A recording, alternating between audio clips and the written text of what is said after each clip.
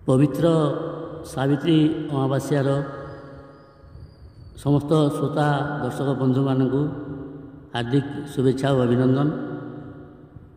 यही अवसर में संपूर्ण सावित्री व्रत कथा मूल बही कथारू पद्य रूपांतर करी प्रस्तुत कर गाउछंती श्रीयुक्त विभूतिभूषण मिश्र। अथ संपूर्ण सावित्री व्रत कथा। पंडुसुत युधिष्ठिर एक दिन करे श्रीकृष्ण को विनय वचने पचारिले। युधिष्ठिर उवाच आहे देव मोर प्रति कर अनुग्रह मु जहा पचारु अछि दया करी कुह। केउ व्रत कले नारी भाग्यवती होई विधवानु होई सदा सुख भोगी थाई। दया करी आम्भ आगे करंतु प्रकाश। श्रीकृष्ण कहती शुणी युधिष्ठिर भाष। श्रीकृष्ण उवाच हे राजन तुम्भे जहा पचारिल मोते शुण ताहा कहूछि मु तुम्हर अग्रते।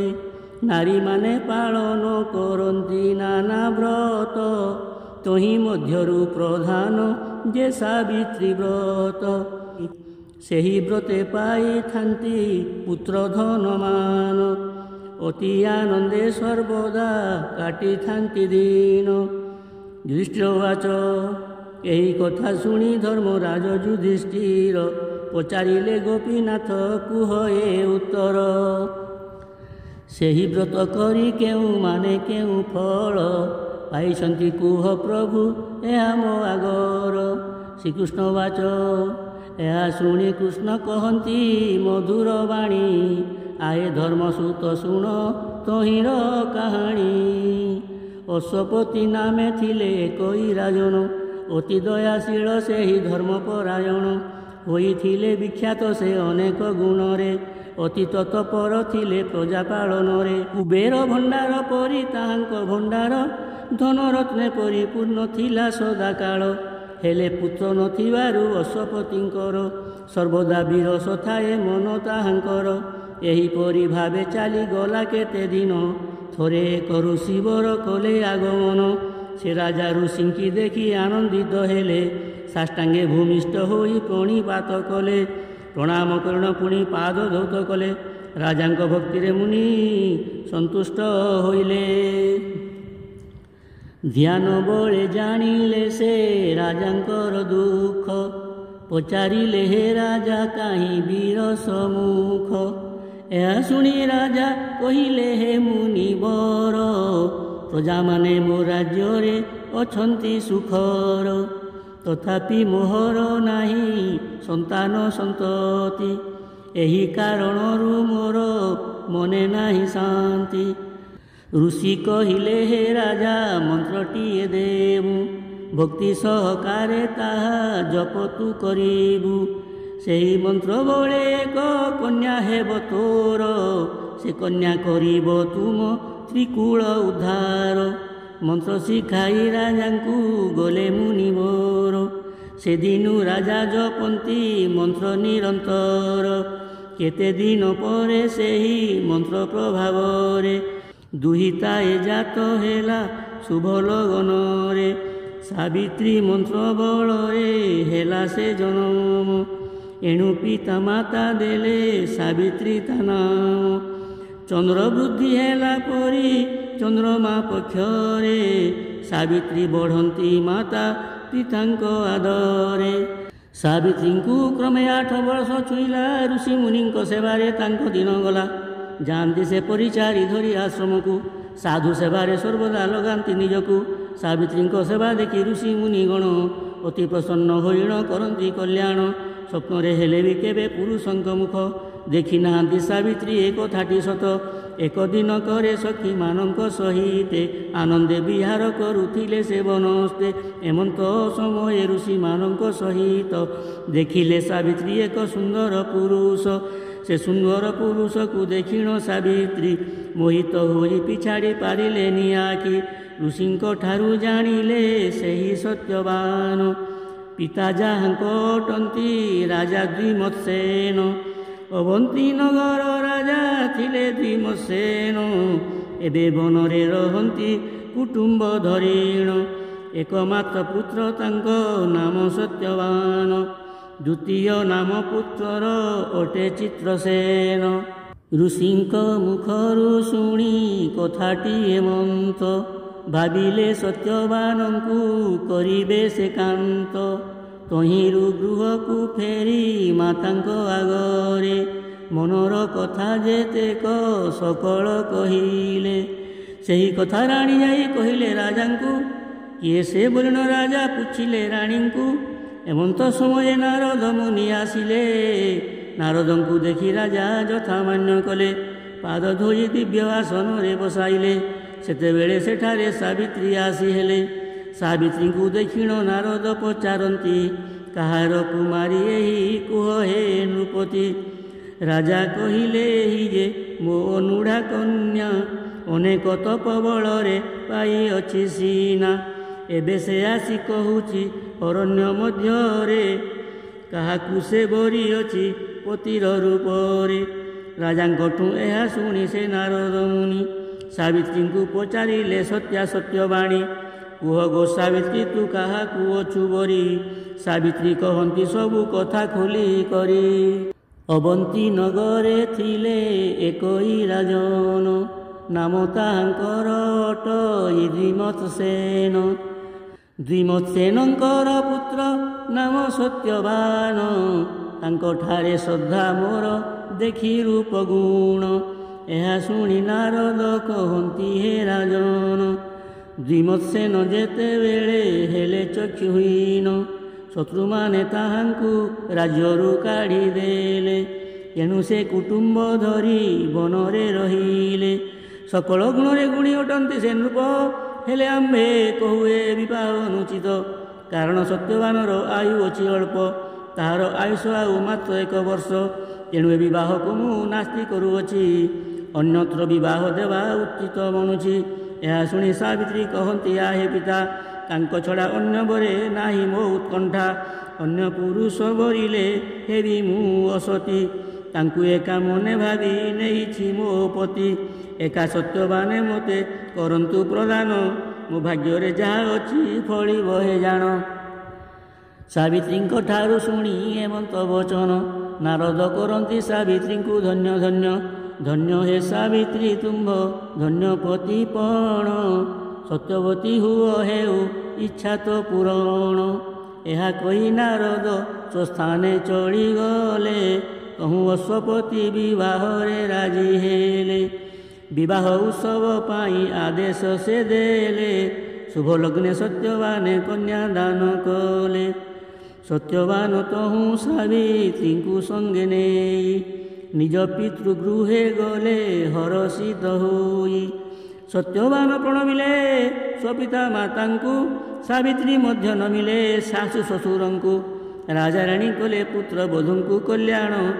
ଶାଶୁ ଶ୍ୱଶୁର ସେବାରେ ସାବିତ୍ରୀଙ୍କ ମନ। ନିତ୍ୟ ସେମାନଙ୍କ ସେବା କରନ୍ତି ଭକ୍ତିରେ। ପୁଣି ପୂଜା କରୁଥାନ୍ତି ଦେବ ବ୍ରାହ୍ମଣରେ। ଏହିପରି ଭାବେ ଚାଲିଗଲା କିଛି ଦିନ। ନାରଦଙ୍କ କଥା ସଦା ଭାବୁଥାନ୍ତି ମନ। ରାଜାରାଣୀ କି ମାତାଙ୍କ ସ୍ୱାମୀ ସତ୍ୟବାନ। କେହି ଜାଣନ୍ତି ନାହିଁ ଏ କଥା ଯେ ଗହନ। ସାବିତ୍ରୀଙ୍କ ସ୍ୱଭାବ ଦେଖିଣ ରାଜାରାଣୀ ଅତି ଆନନ୍ଦରେ ଦିନ କାଟୁଥାନ୍ତି ପୁଣି। ଜ୍ୟେଷ୍ଠ ମାସ କୃଷ୍ଣ ପକ୍ଷ ଅମାବାସ୍ୟା ତିଥି। ସତ୍ୟବାନଙ୍କ ଆୟୁର ହେବ ସେ ସମାପ୍ତି। ସେ ସମୟ କ୍ରମେ ଆସି ହୋଇଲା ନିକଟ। ରାତି ପାଇଲେ ସେ ତିଥି ହେବ ଯେ ପ୍ରକଟ। ଏକଥା ସାବିତ୍ରୀ ଜାଣି ଉପବାସ କଲେ। ଲକ୍ଷ୍ମୀ ନାରାୟଣ ସ୍ତବମାନ ପାଠ କଲେ। ଆମ୍ବ କଦଳୀ ନଡ଼ିଆ ତାଳ ଖଜୁରୀରେ ନାନା ଦ୍ରବ୍ୟ ଲକ୍ଷ୍ମୀ ନାରାୟଣ ପୂଜା କଲେ। ପୂଜା ଶେଷେ କରାଇଲେ ବ୍ରାହ୍ମଣ ଭୋଜନ। ଶାଶୁ ଶ୍ୱଶୁର ସ୍ୱାମୀଙ୍କୁ କଲେ ସେ ପ୍ରଣାମ।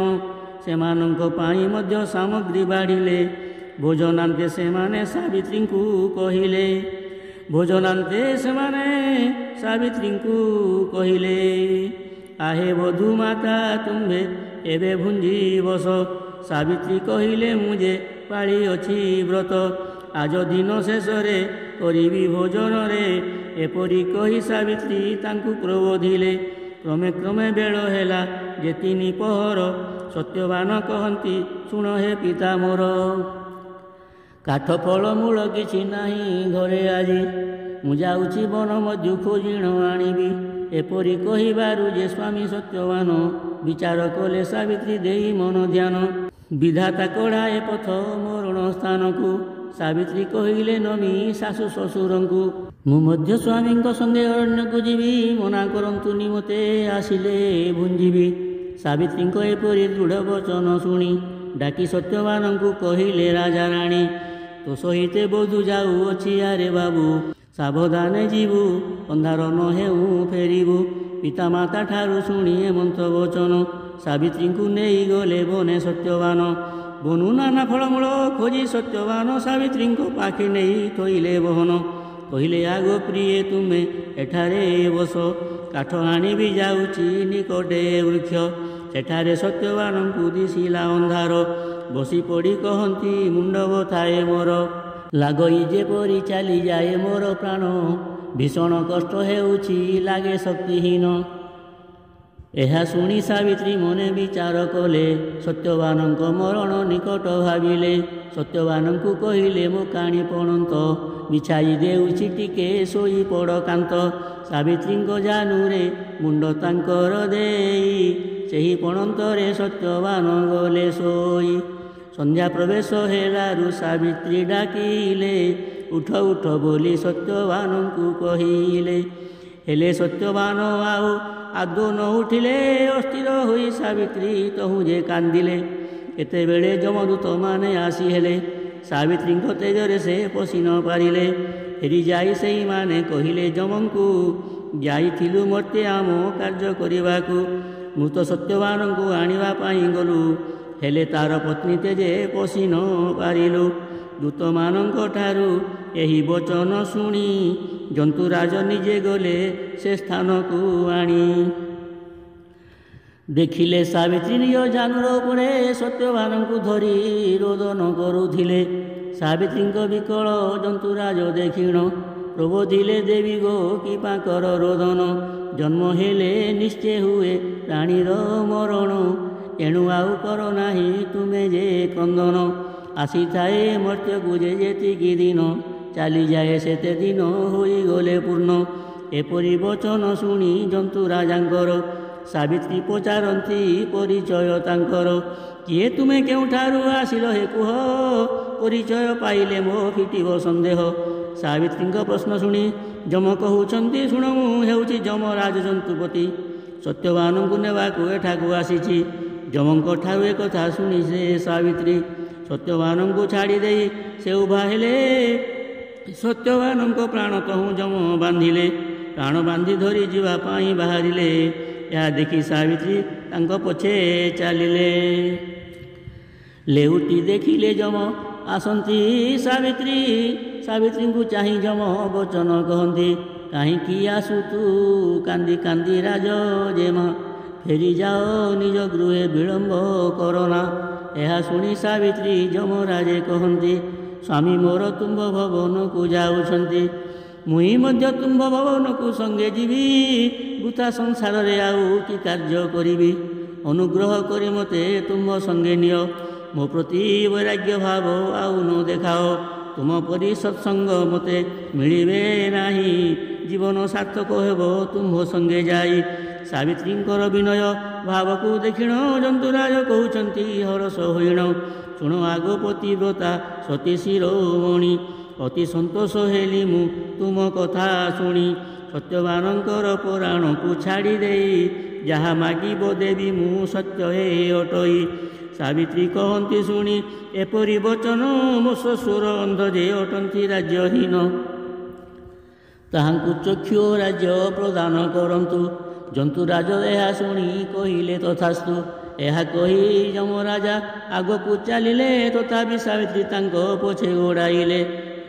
ଫେରି ଚାହିଁଣ ଯମରାଜା ପୁଣି କହିଲେ, ସାବିତ୍ରୀ ହେ ଫେରି ଯାଅ ଗୃହକୁ ଓଇଲେ। ଏହା ଶୁଣି ସାବିତ୍ରୀ କହୁଛନ୍ତି ଯମଙ୍କୁ, ତୁମ୍ଭେ ନାରାୟଣ ଅଂଶ ସେବିବି ତୁମଙ୍କୁ। ମୋତେ ସାଙ୍ଗରେ ନିଅନ୍ତୁ ଆହେ ଜନ୍ତୁପତି। ଆଉ ବର ମାଗ ବୋଲି ଯମ ଯେ କହନ୍ତି। ସାବିତ୍ରୀ କହିଲେ ମୋ ପିତାଙ୍କ ନାହିଁ ପୁତ୍ର, ପୁତ୍ର ଦାନ କର ତାଙ୍କୁ ଆହେ ଦେବ ଶ୍ରେଷ୍ଠ। ତଥାସ୍ତୁ କହିଣ ଯମ ଆଗକୁ ବଢ଼ିଲେ, ସାବିତ୍ରୀ ତଥାପି ତାଙ୍କ ପଛରେ ଚାଲିଲେ। ଏହା ଦେଖି ଜନ୍ତୁରାଜ କହିଲେ ହେ କନ୍ୟା, ଆଉ ବର ମାଗ ସତ୍ୟବାନ ପ୍ରାଣ ବିନା। ସାବିତ୍ରୀ କହିଲେ ସତ୍ୟବାନଙ୍କ ସଦୃଶ ସତପୁତ୍ର ହେଉ ମୋର ଦିଅନ୍ତୁ ଆଶିଷ। ସାବିତ୍ରୀଙ୍କର ଭକ୍ତିରେ ଯମ ଭୋଳ ହୋଇ ଫେରିଯାଅ କହିଲେ ତଥାସ୍ତୁ ବୋଲି କହି। ତହୁଁ ସାବିତ୍ରୀ କହିଲେ ଆଏ ଜନ୍ତୁରାଜ ସତପୁତ୍ର ମୋର କିପରି ଆଉ ହେବ। ମୋହି ପତିବ୍ରତା ମୋ ସ୍ୱାମୀଙ୍କୁ ନେଉଅଛ, କେଉଁ ପ୍ରକାରେ ହୋଇବେ ମୋର ଶତପୁତ୍ର। ଏହା ଶୁଣି ଜନ୍ତୁପତି ସ୍ଥିର ହୋଇଗଲେ, ଧନ୍ୟ ଧନ୍ୟ ହେ ସାବିତ୍ରୀ ତୁମେ ଗୋବଇଲେ। ସତୀତ୍ୱ ବଳରେ ଉଦ୍ଧରିଲ ତିନି କୂଳ, ବିନୟ ଗୁଣରେ ମୋତେ ପରାଜିତ କଲ। ଚିରକାଳ ପାଇଁ ଖ୍ୟାତ ହେବ ଏହି କଥା, ଯୁଗ ଯୁଗାନ୍ତରେ ଗାନ ହେବ ତୁମ୍ଭ ଗାଥା।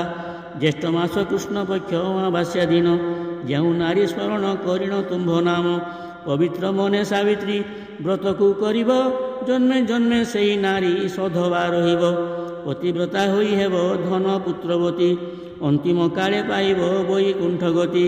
ଏହା କହି ଯମ ସତ୍ୟବାନେ ଛାଡ଼ିଦେଲେ, ସତ୍ୟବାନ ପ୍ରାଣ ଧରି ସାବିତ୍ରୀ ଆସିଲେ। ଯେଉଁ ସ୍ଥାନେ ସତ୍ୟବାନ ପଡ଼ି ରହିଥିଲେ, ସେହି ସ୍ଥାନରେ ସାବିତ୍ରୀ ପ୍ରବେଶ ହୋଇଲେ। ସାବିତ୍ରୀଙ୍କ ହସ୍ତରୁ ଯେ ଜୀବ ଚାଲିଗଲା, ସତ୍ୟବାନଙ୍କ ପିଣ୍ଡରେ ପ୍ରବେଶ ହୋଇଲା। ତହୁଁ ନିଦ୍ରାସ୍ଥିତ ପରି ଉଠି ସତ୍ୟବାନ ବ୍ୟସ୍ତ ହୋଇ ସାବିତ୍ରୀଙ୍କି କହନ୍ତି ବଚନ, ଆଗ ପ୍ରିୟେ ଦେଖ କେତେ ରାତି ହୋଇଗଲା, ଉଠାଇଲ ନାହିଁ ବେଳ ଉଚୁର ହୋଇଲା। ପିତାମାତା ରହିଥିବେ କେତେ ଯେ ଦୁଃଖରେ। ଏହା ଶୁଣି ସାବିତ୍ରୀ ଯେ ସ୍ୱାମୀଙ୍କି କହିଲେ, ନିଦ୍ରିତ ଲୋକର ନିଦ୍ରା ଭଙ୍ଗା ଯାଏ ନାହିଁ, ଏ ବୃକ୍ଷ ମୂଳରେ ଆଜ ରାତ୍ର ଯିବା ରହି।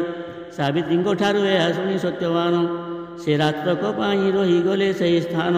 ସତ୍ୟବାନ କହୁଛନ୍ତି ଶୁଣ ଆଗ ପ୍ରିୟେ, ଆଜି ମୁଁ ଦେଖିଲି ଭୟଙ୍କର ସ୍ୱପ୍ନଟିଏ। ବାନ୍ଧି ନେଉଥିଲେ ମୋତେ ଆସି ଯମରାଜ, ତୁମ୍ଭେ ତାଙ୍କ ପଛେ ଯାଇ ଆଣିଲ ମୋ ଜୀବ। ଏଣେ ସତ୍ୟବାନଙ୍କର ମାତା ପିତା ଦୁଇ, ପୁତ୍ର ନ ଫେରିବାରୁ ବ୍ୟାକୁଳ ଚିତ୍ତ ହୋଇ ରହିଛନ୍ତି ପୁତ୍ର ବଧୂର ଅପେକ୍ଷାରେ। କ୍ଷଣକୁ କ୍ଷଣ ଯେ ଶୋକ କରନ୍ତି ଆକୁଳେ। କେଜାଣି ବନସ୍ତରେ କି ପଡ଼ିଲା ବିପତ୍ତି, ଅନ୍ଧ ମୁହିଁ କି କରିବି ବୋଲି ନ ଭାବନ୍ତି। ନିକଟରେ ଥିବା ଋଷି ମୁନି ସାଧୁ ଜନେ, ରାଜା ଅଶ୍ୱପତିଙ୍କୁ ପ୍ରବୋଧିଲେ ସେମାନେ। ଆହେ ରାଜା କାହିଁ ତୁମ୍ଭେ କରୁଅଛ ଶୋକ, ସର୍ବମଙ୍ଗଳ ହେବ ଆମକୁ ହୁଏ ଦୃଶ୍ୟ।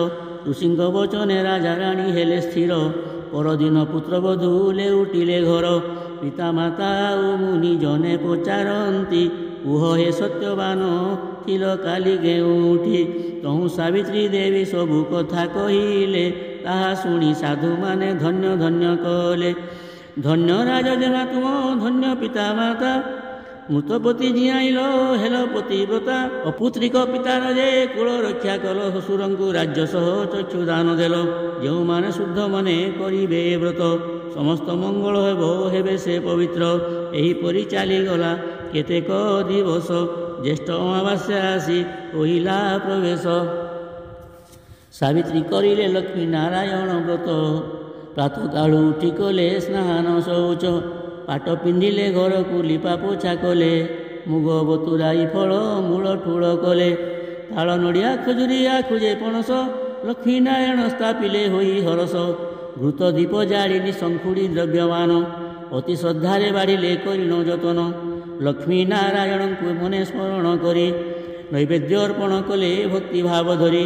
ପୂଜା ଶେଷରେ ସଭିଙ୍କୁ ପ୍ରସାଦ ବାଣ୍ଟିଲେ, ଶାଶୁ ଶ୍ୱଶୁର ଓ ଗିରସ୍ତଙ୍କୁ ଓଳଗିଲେ। ପରିଶେଷରେ ସେ ନିଜେ ପାଇଲେ ପ୍ରସାଦ, ତାଙ୍କ ଗୃହରେ ହୋଇଲେ ସଭିଏ ଆନନ୍ଦ। ସେହିଦିନ ବିଖ୍ୟାତ ହେଲା ସାବିତ୍ରୀ ବ୍ରତ, ସାମ୍ରାଜ୍ୟ ପାଇ ସାବିତ୍ରୀ ପାଇଲେ ଯେ ସୁଖ। ସାବିତ୍ରୀଙ୍କ ସ୍ୱାମୀ ସତ୍ୟବାନ ରାଜା ହେଲେ, କାଳକ୍ରମେ ସାବିତ୍ରୀଙ୍କ ଶତପୁତ୍ର ହେଲେ। ଅତି ସୁଖେ ରାଜତ୍ୱ ପରିଣତ କାଳେ, ପାଇଲେ ସେ ସ୍ଥାନ ଯାଇ ସ୍ୱର୍ଗ ଭୁବନରେ।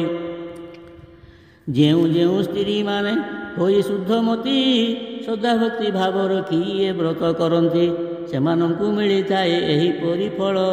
ସଦା ସର୍ବଦା ତାଙ୍କର ହୁଅଇ ମଙ୍ଗଳ। ଚିତ୍ତ ଲଗାଇ ଯେ ନାରୀ ଶୁଣେ ଏହି କଥା ସର୍ବଶୁଭ ହୁଏ ତାର ପୁରେ ମନୋବାଞ୍ଛା। ଯୁଧିଷ୍ଠିର ଦ୍ରୌପଦୀଙ୍କୁ କୃଷ୍ଣ ଭଗବାନ ସାବିତ୍ରୀ ବ୍ରତ କଥାଟି କରିଲେ ବଖାଣ। ଶୁଣି ଯୁଧିଷ୍ଠିର ହେଲେ ଅତି ଆନନ୍ଦିତ, ଶ୍ରୀକୃଷ୍ଣଙ୍କ ପାଦ ତଳେ କଲେ ପ୍ରଣିପାତ। ଏହି ସାବିତ୍ରୀ ବ୍ରତ ଯେ ଅତି ହିଁ ପବିତ୍ର, କର୍ତ୍ତବ୍ୟ ଭାବି ନାରୀଏ କରିବା ଉଚିତ। ସାବିତ୍ରୀ ବ୍ରତ କଥାରେ ଦେଇ ମନ ଧ୍ୟାନ, ଗୀତେ ଅଧମ ବିଭୂତି ପ୍ରକାଶିଲା ଜାଣ। ଏହି କଥା ଏଇଠାରେ ହୋଇଲା ସମାପ୍ତ, ସାଧୁ ବିଜ୍ଞଜନ ମାନେ ନ ଘେନିବ ଦୋଷ। ଇତି ଶ୍ରୀ ସାବିତ୍ରୀ ବ୍ରତ କଥା ପଦ୍ୟ ରୂପାନ୍ତରେ ସମ୍ପୂର୍ଣ୍ଣମ୍।